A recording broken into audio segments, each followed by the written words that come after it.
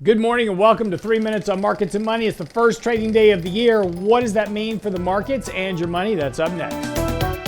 So here it is, kicking off 2022 already. And it's amazing here because we had a 25% plus up year already. Analysts predicting another big gain for 2022. Is that going to be the case?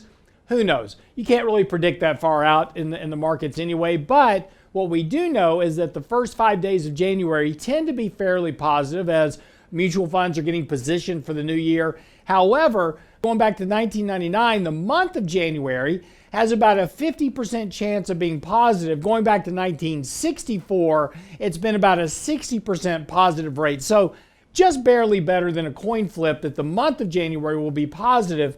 Now, so far we've had a very good Santa Claus rally. We had prepared for this prior to going into December.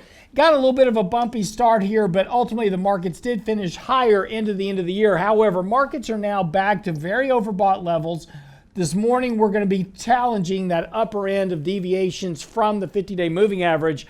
But again, trends remain positive at this point. There's really nothing here suggesting that markets are in trouble in the near term, particularly as mutual funds get positioned for the new year.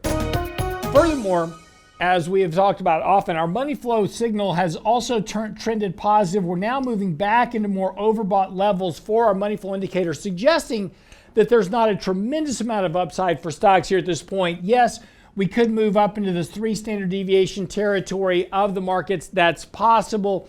Generally, though, extensions of that magnitude don't tend to last very long. And again, we're starting to get to the point where we're going to see a pullback back towards that 50-day moving average here at some point. I would suggest it's probably around mid-month we may see that. And that would more likely coincide with a sell signal triggering on our money flow indicator as well.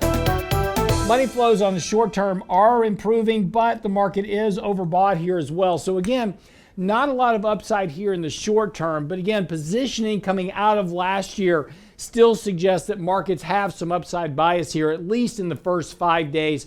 But again, after that, the risk of a correction, at least short term, starts to rise, particularly as we get into February. So over the course of the next few weeks, it could be a bit bumpy here.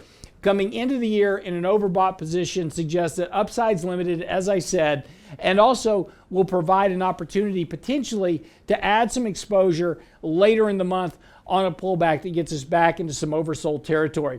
That's 3 Minutes on Markets and Money. We'll see you back here tomorrow to talk more about 2022 and what to expect. We'll see you then.